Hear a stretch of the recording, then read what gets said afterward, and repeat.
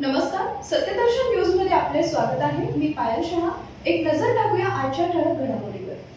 चक्क धाब्यावर आढळला ईव्हीएम मशीन. राष्ट्रवादीच्या उमेश पाटलांचा गंभीर आरोप. सोलापूरच्या मोहोळमध्ये ईव्हीएम मशीन चक्क धाब्यावर आढळून आल्याचा धक्कादायक प्रकार समोर आलाय. काही लोक या ईव्हीएम मशीन घेऊन जात असल्याचा आरोप राष्ट्रवादी काँग्रेसचे उमेदवार उमेश पाटील यांनी केलाय. दरम्यान हा प्रकार उघडकीस आल्यानंतर प्रशासकीय यंत्रणेच्या कार्यक्षमतेवर मोठे प्रश्नचिन्ह उपस्थित केले जात आहेत. मोहोळ शहरानजीक असलेल्या हॉटेल स्वराज्य इथं या ईव्हीएम मशीन्स घेऊन जाताना पकडल्याचा दावा करण्यात येतोय. दरम्यान यावेळी 2 सीलबंद ईव्हीएम मशीन देखील आढळून आल्याची माहिती आहे. प्रकरणाचा सखोल चौकशी करण्याची मागणी. मतदानाच्या प्रक्रियेत पारदर्शकतेवर प्रश्नचिन्ह.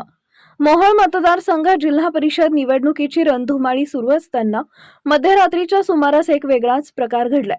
मोहोळ शहराजवळील एका हॉटेल आणि बारच्या परिसरात ईव्हीएम मशीन आढळून आल्यानं लोकशाहीच्या या उत्सवात खळबळ उडाली आहे.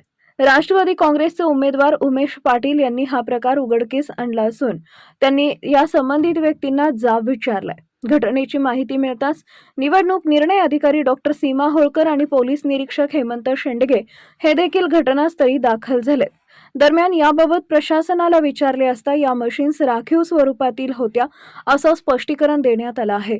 मात्र उमेश पाटील यांनी या प्रकरणाची सखोल चौकशी करण्याची मागणी केली असून मतदानाच्या प्रक्रियेत पारदर्शकतेवर प्रश्नचिन्ह उपस्थित केले.